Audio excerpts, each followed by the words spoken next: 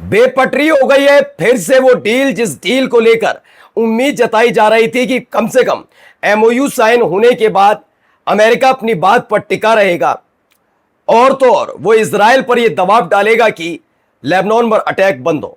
लेकिन ऐसा होता हुआ नजर नहीं आ रहा। शुरुआत में ट्रंप ने भी, उसके बाद जेडी वेंस ने भी इजराइल की तरफ से लेबनान पर लगातार हो रहे हमले को लेकर फटकार कहे या लताड़ लगाई थी, लेकिन पिछले 24 घंटे के भीतर खेल पलट गया। उल्टा अब डोनाल्ड ट्रंप ऐसे वक्त में जब ईरान और अमेरिका के प्रतिनिधिमंडल अमेरिका पाकिस्तान की मध्यस्थता में एक दूसरे से बातचीत कर रहे थे इस पूरी डील को लेकर, तभी ट्रंप ने ईरान के प्रतिनिधि मंडल जो स्विट्जरलैंड में मौजूद है उसको उड़ा देने की धमकी दी। जैसे ही यह खबर आई, ईरान के विदेश मंत्री अब्बास अरागाची जिस पूरे प्रतिनिधिमंडल का नेतृत्व कर रहे थे वो वहां से उसी वक्त छोड़कर चले गए। चेहरा दिखाऊंगा शहबाज शरीफ का, चेहरा दिखाऊंगा जेडी वेंस का। हालत क्या हो गई वो इस समझ ही नहीं पाए हुआ क्या, क्यों हुआ वो भी दिखाता हूं। लेकिन उसके बाद अब पाकिस्तान और कतर दोबारा सामने आए हैं। उन्होंने ज्वाइंट स्टेटमेंट जारी करके न केवल स्ट्रेट ऑफ हॉर्मूज में दोबारा जो पाबंदी लगाई उसको लेकर कुछ कहा, लेकिन महत्वपूर्ण यह रहा कि ईरान जिस बात को लेकर डील पर अब बातचीत करने से पीछे हट रहा है उसको लेकर बेन बात की, यानी लेबनान पर हो रहे लगातार हमले को लेकर। तो क्या क्या हुआ है जरा आज आपको दिखाता हूं। नमस्कार, मैं हूं प्राज्वल गौतम और आप देख रहे हैं खबर चौक। सबसे पहले जरा चेहरा, बॉडी लैंग्वेज, हमारे देश के पत्रकार आजकल बॉडी लैंग्वेज बहुत बता रहे हैं, तो जरा बॉडी लैंग्वेज देखिएगा यहां पर क्या हुआ क्या है। बॉडी लैंग्वेज, अब्बास अरागाची से बात करते करते वो निकल गए। शहबाज शरीफ का चेहरा देखने लायक है, आप देखिए, वो भी समझ नहीं पाए करना क्या चाहिए, क्योंकि देखिए अमेरिका की इजराइल की इस हरकत पर अमेरिका कुछ कर नहीं पाया। उल्टा आप जेडी वेंस को देखिए, चेहरा लटका हुआ। उल्टा आप क्या है, जेडी वेंस जो कल तक इजराइल को लताड़ लगा रहे थे वो उनका भी चेहरा उतरा हुआ, क्योंकि इसी पूरी डील में बातचीत होनी थी। अब्बास अरागाची वहां से तुरंत निकल गए।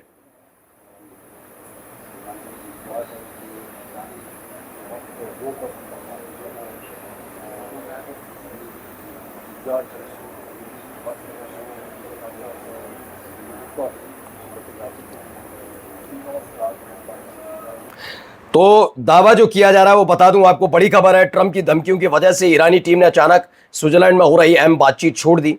ये चेहरा सबका उतर गया एकदम। खुद जेडी वेंस परेशान, क्योंकि मैं बार बार बता रहा हूं अमेरिका इस युद्ध से बाहर आना चाहता है, अपनी जीत के तौर पर भी अपने आप को पेश करना चाहता है। लेकिन वजह क्या है कि लेबनान जो हमले हो रहे हैं उसे लेकर ईरान नाराज है, और लेबनान पर हमला अमेरिका नहीं कर रहा, अमेरिका के हथियारों से जरूर इजराइल कर रहा है। इजराइल को पहले लताड़ी भी लगाई थी, लेकिन पिछले 24 घंटे के भीतर जो ट्रंप, जो जेडी वेंस, जो अमेरिका इजराइल की हरकत पर नाराज थे वो उल्टा ईरान को धमकी देने लगे।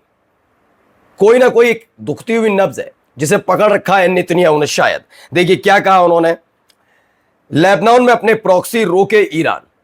प्रॉक्सी का मतलब क्या, हिजबुल्लाह। मैं किसी भी एक संगठन या एक देश की बात नहीं कर रहा हूं।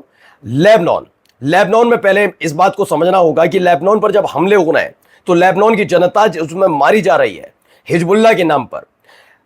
उसकी जिम्मेदारी, बचाने की जिम्मेदारी लेबनान की सेना की, लेबनान की सरकार की होगी। इजराइल की कैसे हो जाए? पहला सवाल ये। आप कह देंगे कि इजराइल पर अटैक तो करता है वो, तो इजराइल पर अटैक करने का मतलब ये नहीं है, क्योंकि इजराइल पर अभी अटैक नहीं किया। हिजबुल्लाह के नाम पर लगातार लेबनान पर इजराइल अटैक कर रहा है, और यह बात अमेरिका भी समझ चुका है, लेकिन करे क्या, फंसा हुआ है। अब कहा है कि लेबनान में अपने प्रॉक्सी रोके ईरान, वरना इस बार तबाही मचा देंगे। ट्रंप ने फिर दी खुली धमकी। स्विट्जरलैंड में जारी अमेरिका ईरान वार्ता के बीच अमेरिकी राष्ट्रपति डोनाल्ड ट्रंप ने ईरान और उसके सहयोगी संगठन हिजबुल्लाह को लेकर बेहद सख्त चेतावनी दी है। ठीक है, अब इन सब के बीच एक फॉक्स न्यूज की खबर है, उसमें बता देता हूं। जो रिपोर्टर है वो बता रहे हैं कि राष्ट्रपति ट्रंप ने स्विट्जरलैंड में ईरानी वार्ताकारों को सीधी धमकी दे डाली, अगर तुमने स्ट्रेट ऑफ हॉर्मूज बंद किया तो तुम्हारा देश बचेगा नहीं, तुम अपने देश वापस भी नहीं लौट पाओगे, ये कह रहे हैं। फिर वही बात, वही उसी तरह का शब्दावली का इस्तेमाल, वही तमाम चीजें होती हुई नजर आ रही है ना, जिससे बाहर निकलने की और लग रहा था इस बार वाकई ऐसा महसूस हो रहा था कि खुद अमेरिका भी इजराइल का साथ छोड़कर बैठ गया। लेकिन इजराइल ने आखिरी वक्त पर शायद ट्रंप को अपनी तरफ इसलिए ले लिया कि ट्रंप की कोई ना कोई फाइल जरूर होगी। देखिए यहां पर क्या है, वहां से निकलते वक्त का जेडी वेंस से हाथ नहीं मिलाया, गुस्से में निकल गए अब्बास अरागाची।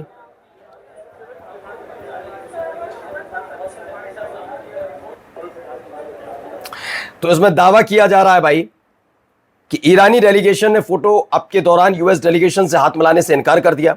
जेडी वेंस और मुनीर और शरीफ से ही हैंडशेक करके संतोष करना पड़ा। यह जबरदस्त एक फजीयत भी अमेरिका के लिए भी, क्योंकि अमेरिका इस पूरे मामले में खुद को यह साबित करने में जुटा हुआ है कि अगर ये तमाम चीजें हो रही हैं तो वो बेहतर तरीके से इसे संभालेगा और इससे बाहर निकलने की कोशिश करेगा, कोशिश कर रहा है। देखिए, कोशिश तो अमेरिका की तरफ से है, लेकिन आखिरी वक्त में जब आपकी कोई बहुत रहस्यमयी चीज होती है किसी के पास, तो आप ये सब करने से बचते हैं।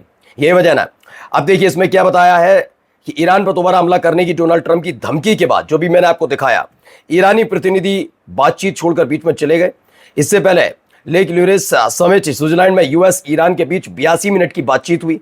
ईरान बोला इस दौरान फ्रीज संपत्ति वापस करने पर चर्चा हुई है। तेहरान का कहना है कि जब तक इजराइल लेबनान में हमले नहीं रोकता तब तक कोई समझौता नहीं करेगा। उधर अमेरिकी सेंट्रल कमांड का कहना है कि स्ट्रेट ऑफ हॉर्मुज पर ईरान का नियंत्रण नहीं है, जबकि ईरान का दावा है कि वो इस अहम जलमार्ग को बंद कर रहा है। फिर से स्ट्रेट ऑफ हॉर्मुज को बंद करने की बातचीत पर काम हुआ, और मैंने पहले भी आपको बताया कि स्ट्रेट ऑफ हॉर्मुज बंद कर दिया है ईरान ने। और ये सब इसलिए हुआ क्योंकि ईरान की एक प्रमुख शर्त इनमें से यही है कि आप, ठीक है, आप इजराइल के साथ खड़े, लेकिन इजराइल की हरकतों पर रोक लगाने की जिम्मेदारी भी आपकी, क्योंकि लेबनान पर हो रहे हमले, चाहे लेबनान की सरकार चाहे ना चाहे, लेकिन लेबनान को लेकर ईरान ने कह दिया था कि पूरे क्षेत्र में शांति चाहिए। ये नहीं आप इधर हमले करते रहो, सबको लाना होगा, सबको, जो आपके साथ खड़ा है सबको इस डील में शामिल करना होगा। लेकिन आखिरी वक्त पर इजराइल ने जो किया सबके सामने। अब देखिए ये लेटर निकल कर सामने आया। लेटर में क्या है, प्रमुख बातें वो बताता चल रहा हूं आपको, क्योंकि ये सब बातें तो एक तरह से फेल होती हुई नजर आई। स्विट्जरलैंड में हुई ईरान वार्ता पर कतर और पाकिस्तान ने संयुक्त बयान जारी किया। संयुक्त बयान के मुताबिक परमाणु मुद्दे, प्रतिबंधों, निगरानी या विवाद समाधान के लिए अलग अलग कार्य समूह बनाए जाएंगे। हॉर्मुज में वाणिज्यिक जहाजों की सुरक्षित आवाजाही सुनिश्चित करने के लिए अमेरिका और ईरान के बीच एक प्रत्यक्ष संचार माध्यम स्थापित किया गया है, ताकि गलतफहमी और संभावित घटनाओं से बचा जा सके। ये तो हुआ बात वो जिस पर ईरान ने प्रतिबंध दोबारा लगाया कि स्ट्रेट ऑफ हॉर्मुज बंद। दूसरा क्या है, लेबनान को लेकर भी बड़ा फैसला, एक डी कन्फ्लिक्शन सेल बनाने पर सहमति हुई। इसमें अमेरिका, ईरान, लेबनान और मध्यस्थ देश शामिल होंगे। यानी मध्यस्थ देश का मतलब कतर और पाकिस्तान, ठीक है ना। इसका उद्देश्य लेबनान में इजराइल को शामिल नहीं किया गया है। इसका उद्देश्य लेबनान में सैन्य गतिविधियों की समाप्ति संबंधी समझौते के पालन की निगरानी करना होगा। एक नया फॉर्मूला इजाद किया है, बताया कतर की तरफ से और पाकिस्तान की। कतर और पाकिस्तान ने अमेरिका तथा ईरान की कूटनीति और शांतिपूर्ण समाधान के प्रति प्रतिबद्धता की सराहना की और कहा कि वे वार्ता प्रक्रिया को आगे बढ़ाने के लिए प्रयास जारी रखेंगे। तकनीकी स्तर की वार्ताएं पूरे सप्ताह बर्गेन स्टॉक रिजॉर्ट में जारी रहेंगी, जबकि मुख्य वार्ताकार नियमित रूप से नवगठित हाई लेवल कमेटी को रिपोर्ट करेंगे। वार्ता सकारात्मक और रचनात्मक माहौल में संपन्न हुई। आगे की तकनीकी वार्ताओं के लिए औपचारिक तंत्र स्थापित करने पर सहमति बनी। 60 दिनों के भीतर अंतिम समझौते तक पहुंचने के लिए एक रोड मैप तैयार किया गया है। यह पूरा का पूरा, देखते हैं आगे बातचीत कितनी बढ़ती है, लेकिन फिलहाल स्ट्रेट ऑफ हॉर्मुज बंद है। लेबनान पर अटैक इजराइल कर रहा है। इजराइल के सामने ट्रंप नतमस्तक नजर आ रहे हैं। जो भी है, ईरान को धमकी तो दे रहे हैं, लेकिन इन सब के बीच एक डर इस बात का भी है कि कैसे भी करके इस युद्ध से बाहर निकला जाए। नमस्कार। New public inter college Lucknow, admission open. For more information call 0522 282232 और 7755 089585।